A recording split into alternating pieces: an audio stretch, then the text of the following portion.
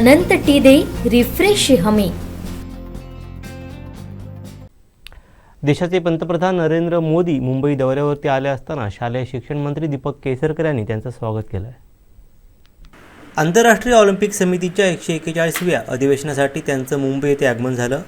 यावेळी छत्रपती शिवाजी महाराज आंतरराष्ट्रीय विमानतळ येथे शालेय शिक्षण मंत्री तथा मुंबईचे पालकमंत्री दीपक केसरकर यांनी पुष्पगुच्छ देऊन त्यांचं स्वागत केलं। यावेळी राज्यपाल रमेश बैस, मुख्यमंत्री एकनाथ शिंदे, उपमुख्यमंत्री देवेंद्र फडणवीस, उपमुख्यमंत्री अजित पवार, मंगलप्रभात लोढा, आशिष शेलार यांसह पदाधिकारी उपस्थित होते।